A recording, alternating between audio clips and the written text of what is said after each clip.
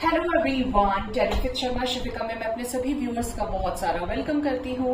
I hope आप सब लोग बहुत अच्छे होंगे, अपनी वाइब्रेशंस को रेज कर रहे होंगे, सभी का बहुत अच्छा सोच रहे होंगे और अपने साथ भी सब कुछ अच्छा अच्छा कर रही होंगी, क्रिएट कर रही होंगे, मैनिफेस्ट कर रहे होंगे। सो गाइज, आज की लव रीडिंग में हम ये जानने की कोशिश करेंगे जिनके साथ भी आप नो कॉन्टैक्ट सिचुएशन में प्रेजेंटली चल रहे हैं, सेपरेशन में चल रहे हैं, आपके पार्टनर आपको छोड़कर जा चुके हैं, आपको अब ऐसा लगने लगा है कि आपके पार्टनर कभी नहीं आएंगे, तो क्या आपके पार्टनर वाकई में आपसे मूव ऑन हो गए हैं? क्या अब वो वापस कभी नहीं आएंगे? देखिए, although it's a general collective timeless reading, लेकिन यहाँ पर मैं ज्यादातर लोगों की एनर्जीज को पिक करने की कोशिश करूंगी जो हो सकता है आपके साथ रेजोनेट करें, हो सकता है रेजोनेट ना करें। पर्सनली दिखवाना ऐसे केस में ज्यादा सही है। To be very honest, general reading में आपके कोई डिटेल्स तो है नहीं मेरे पास में। मैंने आपसे कभी पूछा होगा कि आपके पार्टनर का नाम क्या है, आपका नाम क्या, आपकी डेट ऑफ बर्थ क्या, आपके फोटोज क्या है? कभी नहीं ना। रीडिंग जनरल करती हो हमेशा यूट्यूब पे। आपका है अपना कि आप पर्सनली दिखवाते हैं या नहीं, बट मुझे जो चैनलिंग हुई है, मुझे जो डिवाइन का ऑर्डर आया है, वो इस रीडिंग पर, इसकी रीडिंग करने के लिए आया है। तो शुरू करते हैं गाइस। जिनके साथ भी आप अपने लव लाइफ में डील कर रहे हैं, क्या आपके पार्टनर आपसे मूव ऑन हो गए हैं? क्या इन्हें आपसे कोई मतलब नहीं है? और दूसरे डेक से भी हम जानेंगे कि क्या ये आपके लाइफ में फिर वापस आएंगे। ठीक, प्लीज गाइड करें एंजल्स मेरे व्यूअर्स जिनके भी साथ अपने लव लाइफ में करंटली सेपरेशन में चल रहे हैं, नो कॉन्टैक्ट सिचुएशन में है, पार्टनर की तरफ से किसी भी जेस्चर को अभी तक रिसीव नहीं कर पाए हैं, कुछ भी अच्छा नहीं हो रहा है इस रिश्ते में उनके साथ में, तो क्या उनके पार्टनर, चाहे वो एक्स्ट्रा मैरिटल में है, फ्रेंड्स विद बेनिफिट्स में है, रिलेशनशिप में है, सिचुएशनशिप में है, या हस्बैंड या वाइफ के लिए भी ये रीडिंग देख रहे हैं, उनके पार्टनर उनसे सच में मूव ऑन कर गए हैं या कोई मतलब नहीं है? क्या अब उन्हें कोई ख्याल नहीं आता मेरे व्यूअर्स का और इस रिश्ते का? प्लीज गाइड करिए। माय गॉड, सबसे बड़ा कॉन्ट्रडिक्शन तो ये कार्ड आ गया जो टोटली इस बात का खंडन कर रहा है। कौन सा वाला बताती हूँ आपको। King of chalices, king of cups, प्याला दिख रहा है पार्टनर के हाथ में। किंग ऑफ कप से ज्यादा पूरे टैरेट में कोई किसी को प्यार कर ही नहीं सकता। इतनी हाईएस्ट फेमिनिन एनर्जी इस व्यक्ति के अंदर होती है, इस राजा के अंदर होती है। आपके पार्टनर आपसे आज भी बहुत प्यार करते हैं, बेइंतहा मोहब्बत करते हैं। डजेंट मैटर कि ये किस सिचुएशन की वजह से उस प्यार को आगे नहीं ले जा पा रहे हैं, क्यों इन्हें मूव ऑन करना पड़ रहा है, बट जब जब प्यार की बात आती है तो इनका जो प्यार है वो आपके लिए आज भी उतना ही है, फेड नहीं हुआ है। ठीक, ये आपके साथ आज भी फील करते हैं एक पैशनेट कनेक्शन को, न्यू बिगिनिंग को। इनको ऐसा लगता है कि यार लाइफ में आगे बढ़ना है। जब जब प्यार की बात होती है, पार्टनर की बात होती है, अपने काउंटर पार्ट की बात होती है, अपने बेटर हाफ की बात होती है, तो इनके दिमाग में सिर्फ और सिर्फ आप होते हैं। ठीक, आपके पार्टनर आपके साथ रिकंसिलेशन करना चाहते हैं। आप दोनों का पास्ट लाइफ कनेक्शन हो सकता है, आप लोग एक दूसरे के साथ किसी डिवाइन कनेक्शन में हैं। ठीक है, ये आपके साथ रियूनाइट होना चाहते हैं। Equal compatibility, equal love, equal emotions, सब कुछ यहाँ पे बराबर दिखता है। तेरे बिना कोई और नहीं, इस टाइप की एनर्जी है ये। Next is the energy of S of pentacles. आपके पार्टनर इस रिश्ते को सॉलिड करना चाहते हैं, चाहे वो शादी करके हो, इस रिश्ते को ऑफिशियल करके हो, कमिटमेंट देके हो, जैसे भी ये रिश्ता परमानेंट हो, ये आपके साथ चीजों को परमानेंट करना चाहते हैं। ठीक है, डबल एसेस आए हैं टू ऑफ कप्स के साथ में, टू ऑफ चैलिसेस के साथ में किंग ऑफ चैलिसेस है। आपके पार्टनर, लो जी, पेज ऑफ चैलिसेस। डिपेंड करता है कि इनको प्यार शो करना आता है या नहीं आता है। ये आपसे उम्र में छोटे हो सकते हैं, ये आपसे कंपैरेटिवली बहुत कम मैच्योर हो सकते हैं। मैच्योरिटी एक बहुत बड़ा रीजन है कि जब जब प्यार जाहिर करने की नौबत आई हो, जब जब भगवान ने आपको मिलाया हो, इन्होंने हमेशा गड़बड़ की हो, या इन्होंने आपसे इनसिक्योरिटीज के चलते, अपने चाइल्डहुड ट्रॉमास, वंड्स की वजह से आपसे झूठ भी बोला हो। ठीक है, एज भी कम हो सकती है इनकी आपसे। 6 ऑफ पेंटिकल्स, ये इस रिश्ते में इक्वली इन्वेस्ट करना चाहते हैं जिससे ये रिश्ता सक्सेसफुल हो, इस रिश्ते में न्याय हो पाए। और इसी से रिलेटेड जहां पे भी आपको कंफ्यूजन चल रहा है, ये आपको क्लैरिटी देना चाहते हैं, एक ऐसी क्लैरिटी जो आपको इस रिश्ते में एक नई न्यू बिगनिंग की तरफ लेकर जाए, नई शुरुआत की तरफ लेकर जाए। आप दोनों के अंदर जो एक दूसरे को लेकर मिसअंडरस्टैंडिंग चल रही है, जो भी चीजें कंफ्यूजन की तरफ है, उन सब चीजों से पर्दा हटे और आप दोनों एक दूसरे के साथ हों। 10 ऑफ वॉन्ड्स की एनर्जी है, बट कुछ मसले दिख रहे हैं आपके पार्टनर की लाइफ में। ये या तो जिम्मेदारियों के बोझ के तले दबे हैं, ये थर्ड पार्टी सिचुएशन में है, इनके ऊपर बहुत ज्यादा जिम्मेदारियां हैं, इनके ऊपर बहुत सारा काम है, इनके ऊपर लोग लाट समाज सोसाइटी की इज्जत रखने का बोझ है। ये एनर्जी है यहाँ पे, जिसकी वजह से ये आपसे डिटैच हो गए हैं, ये आपसे आगे बढ़ना चाह रहे हैं कि जैसे उन जिम्मेदारियों से फ्री नहीं हो सकते लेकिन आपसे फ्री हो जाते हैं, ठीक है। But when it comes to emotions, when it comes to love, ये आपसे ही प्यार करते हैं, ठीक। 6 ऑफ चैलिसेस की एनर्जी है, ये आपको बहुत मिस करते हैं। आपके साथ जो भी रिश्ता रहा है, जितने भी साल का रहा है रिश्ता, ये पर्सन आपको बहुत ज्यादा मिस करते हैं। एनर्जी बता रही है आपके पार्टनर की 8 ऑफ चैलिसेस की जो मूविंग ऑन की एनर्जी है कि आपके पार्टनर इस रिश्ते को लेकर बहुत ही ज्यादा, अगर ये मूव ऑन कर गए, क्योंकि कार्ड मूव ऑन का ही है, तो ये आपके बारे में आज भी सोचते हैं। आपको कहीं ना कहीं से एक फेक अकाउंट से, फेक इमेज से, सामने वाले घर से, पता नहीं कहां से, लेकिन मास्क की एनर्जी है, ये आपको देख लेते हैं, किसी और से आपके बारे में पूछ लेते हैं। इनको एक उत्सुकता रहती है कि आपके बारे में जानकारी रखें। इन्हें ऐसा भी लगता है कि यार मैंने उससे मूव ऑन कर लिया, बट मुझे बड़ी याद आती है उसकी, उसने जैसा प्यार दिया ऐसा प्यार मुझे कोई नहीं दिया, मैंने सिर्फ आज तक धोखा देखा है, मुझे कोई समझने वाला नहीं आया। वो दोस्त बहुत अच्छा था या दोस्त बहुत अच्छी थी, उसने मेरे साथ ये रिश्ता निभाया, उससे ज्यादा किया जो मेरे घर वालों ने मेरे लिए किया। आपको एक फैमिली मेंबर की तरह इन्होंने देखा है। ये बंदा रात में भी, नींद में भी कह ही नहीं सकते या कह नहीं सकती कि आपने इनसे प्यार नहीं किया। जब प्यार बहुत होना तो पता चलता है और सामने वाले इंसान की आत्मा को भी महसूस होता है। प्यार ऐसी चीज है, सिर्फ हवा में नहीं, ठीक है। ये एनर्जी आपके पार्टनर की निकल के आई है कि ये आज भी बहुत प्यार करते हैं आपसे।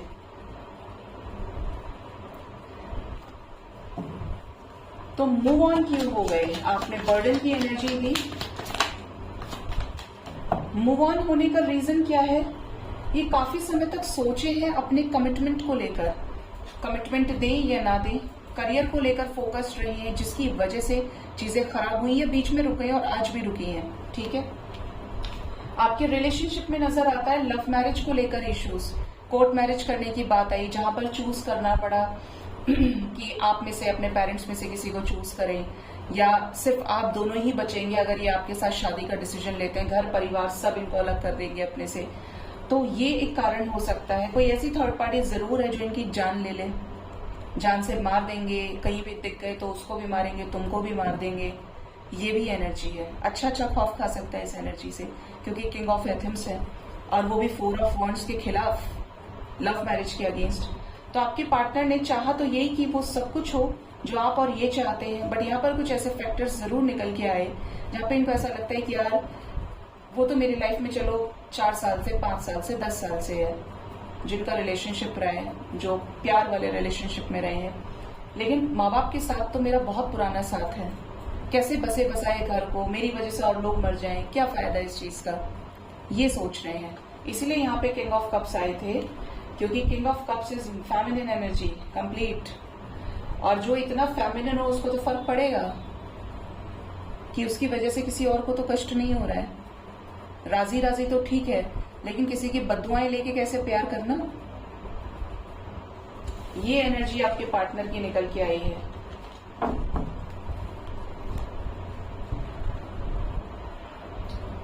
आइए देखते हैं आपके पार्टनर क्या आपके लाइफ में वापस आएंगे, क्या आपके पार्टनर आपके लाइफ में वापस आएंगे। और आएंगे तो कब तक आएंगे? प्लीज गाइड करिए यूनिवर्स। मेरे व्यूवर्स जो भी अपने पार्टनर के साथ सेपरेशन में है, क्या उनके पार्टनर वापस आएंगे उनके लाइफ में? क्या करेंगे सेपरेशन को एंड, मिटाएंगे ये दूरियां, और आएंगे तो कब तक आएंगे जरा बताइए। कुछ लोगों के पार्टनर तो डिले करने के ही मूड में है, ये छुपा रहे हैं आपसे, ये बहुत नेचर में रिबेलियस हो सकते हैं, ठीक है, जिद्दी हो सकते हैं। जब तक इन्हें ऐसा ना फील हो कि इन्हें वापस जाना है या अब कुछ और नहीं बचा है, तब ये आपकी लाइफ में वापस आएंगे। अगर ऐसे किसी व्यक्ति से डील कर रहे हैं तो आप जाने, क्योंकि आपके पार्टनर जिद्दी हैं, अपने मन के आगे किसी की नहीं चलने देते, अपने गुस्से के आगे किसी की नहीं चलने देते। इवन यहाँ पर कुछ लोगों की एनर्जी ये भी बता रही है कि पार्टनर आएंगे, सडन आएंगे, चेन्स को ब्रेक करते हुए, पुराने बंधनों को तोड़ते हुए, ठीक है, न्यू विजन के साथ में, जहां पर इनके पास एक नई सोच होगी, एक नया कॉन्फिडेंस होगा, नई पावर होगी कि इस रिश्ते के लिए, देखिए दोनों ही चीजों में बड़ी पावर चाहिए, बंधन तोड़ने के लिए, पुराने ओल्ड चेन्स को ब्रेक करने के लिए, और एक नए विजन के साथ आगे बढ़ने के लिए, क्योंकि ये ब्रेक थ्रू की एनर्जी है। तो जिनके भी पार्टनर ऐसी एनर्जी के हैं, तो इनके अंदर इतना साहस आएगा कि ये वापस आए। एक्सपीरियंस कर रहे हैं काफी सारी चीजों को, एक्सपीरियंसेस इनको लेसन दे रहे हैं और देंगे, जिसकी वजह से इनका विजन आपको लेकर और ज्यादा क्लियर होगा। ये किसी पॉलिटिक्स का भी शिकार है, हो सकता है ये जिससे अपनी बातें बताते हो इस रिश्ते में, वो व्यक्ति इनका बिल्कुल भी सगा नहीं है, वो जाकर और लोगों को बता देता है, या उसको बताता है या बताती है जो इनके घर में खास तौर पे जड़ है हर तरीके की लड़ाई की, मैनिपुलेशन की, ठीक, स्पेशली कोई मदर फिगर है, ठीक है, औरतों का काम ज्यादा होता है, या जो फेमिनिन एनर्जी के होते हैं, बातों को सर्कुलेट करने में। मैं इस चीज को एक्सपीरियंस बेसिस पे बता रही हूँ आपको, ठीक है।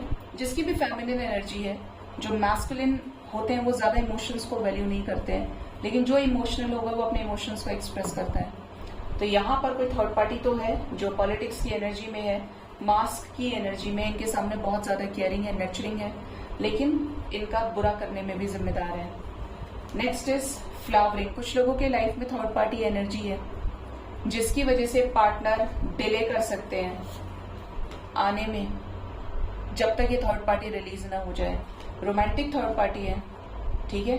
कुछ लोगों के केस में mother is third party, friends are third party और relatives are third party, and कुछ लोगों के लाइफ में रोमांटिक थर्ड पार्टी है। अबंडेंस की एनर्जी है, ये थर्ड पार्टी सिचुएशन खत्म होगी तो ये आपकी लाइफ में प्रॉपर तरीके से ट्रैवलिंग के जरिए आपसे मिलने आ सकते हैं, मूवमेंट आएगा ही आएगा, और खुशियां आएंगी इनके साथ ही। जैसे कि अपने साथ आए तो कमिटमेंट लेकर आए शादी की, आपकी और इनकी शादी हो, आप लोग एक दूसरे के साथ परमानेंट हार्मोनियस यूनियन में आए, सब कुछ अच्छा हो, बिल्कुल 100%। द फूल की एनर्जी है, नई शुरुआत ही होगी यहाँ पे, प्रॉपर तरीके से एक न्यू बिगिनिंग। जो भी आपके ड्रीम है एक दूसरे को लेकर, वो पूरे भी होंगे, ठीक है। Next is maturity. पार्टनर ज्यादा मैच्योरिटी को गेन करेंगे, आगे बढ़कर आपकी तरफ कुछ ऐसी चीजें कर सकते हैं, बहुत ज्यादा शांत होकर, पुरानी चीजों को पास्ट में छोड़कर, जो आप लोगों के रिश्ते को आगे बढ़ाएं। स्पेशली आपके सामने अपॉलॉजी दे सकते हैं, कहाँ कहाँ गलतियां की है उसका रियलाइजेशन इनको होगा तो ये लौटेंगे। ये आपसे बहुत कुछ हाइड कर रहे हैं, इनको ऑलरेडी साइंस मिल रहे हैं, ये आपको स्पाई करते हैं, इनकी एनर्जी आपको लेकर बदल रही है, अंडरस्टैंडिंग को डेवलप कर रहे हैं आपके पार्टनर, ऑलरेडी स्ट्रेस्ड आउट हैं चीजों को लेकर, बट डिवाइन ऐसे ही समय पर समझाती है अच्छे तरीके से। तो आएंगे वापस, इनके थर्ड पार्टी सिचुएशन के साथ टाइम फ्रेम जितना भी है उसके बाद ही आपकी लाइफ में रिटर्न आएंगे। पॉसिबल है कि कुछ लोगों की लाइफ में ये जो मई का मंथ है ये कोई बहुत बड़ा चेंज लेकर आए। मैं पर्सनली भी जब रीड करती हूँ तो मैंने स्पेशली बोला था कुछ लोगों को कि अप्रैल और मई तक रुक जाओ, अभी बहुत कुछ बदलने वाला है। और वाकई में उनके पार्टनर जो थर्ड पार्टी में थे उनका सुपड़ा साफ हो गया। ऐसी थर्ड पार्टी जो रोमांटिक है, जो 7-7, 8-8 साल से 10-10 साल से हैं, and they again came back to me कि मैडम अब आप बताओ क्या चल रहा है, अब कुछ सब कुछ बदलता हुआ दिख रहा है। तब वो चीज और क्लियरली आती है कि हो गया काम तमाम, सब एंड पे चल रहा है, सब कुछ खत्म है। तो ये चीजें हैं। आपके लिए जो नंबर इंपॉर्टेंट है वो है नंबर 4। 444 की एनर्जी है, 144 की एनर्जी है। देखिए 144 डजंट मीन कि आपका रियूनियन होने वाला है। It means you guys are on right path, जो भी डिवाइन के गाइडेंस में, स्पिरिचुअलिटी में आगे बढ़ते जा रहे हैं। आपके रिलेशनशिप में 666 की वाइब्रेशन है। 4 नंबर इज इंपॉर्टेंट। आने वाले 4 आवर्स, 4 डेज, 4 वीक्स तक के अंदर अंदर कुछ ऐसे कपल्स निकल कर आएंगे जिनके पार्टनर पुराने थॉट प्रोसेस को ब्रेक करके आपके साथ फिर से हो जाएं और आपके साथ परमानेंट रिकंसिलेशन में आए, रियूनियन में आए। ठीक है।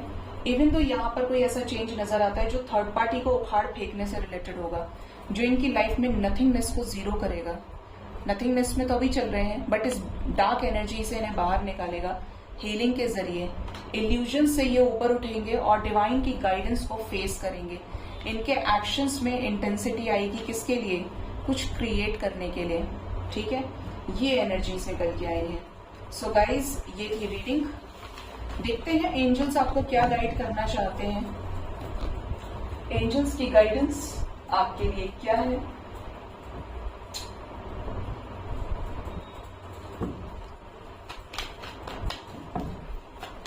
प्लीज गाइड करें यूनिवर्स, क्या है एंजल्स की गाइडेंस मेरे व्यूवर्स के लिए। 2 कार्ड्स मुझे दे दीजिए। फर्स्ट कार्ड है yes and the last is the ask for help from others, be assertive, bottom of the deck. कोई मास्क की एनर्जी में है तो किसी का मास्क उतरने वाला है आपके सामने, रियलिटी आ सकती है। ठीक है। एंजल्स आपको ये भी गाइड कर रहे हैं कि आप जो भी कुछ सोच रहे हैं, आपको इंट्यूशन से वही चीज मिल रही है, आपको साइंस और सिंक्रोनिसिटी से आपको पता चल रहा है कि आपका इंट्यूशन पिन पॉइंट, एकदम पॉइंट टू पॉइंट आपको करेक्ट गाइड कर रहा है। तो आपके प्रश्नों का उत्तर हाँ है कि जी आप जिस रास्ते पे हैं सही चल रहे हैं।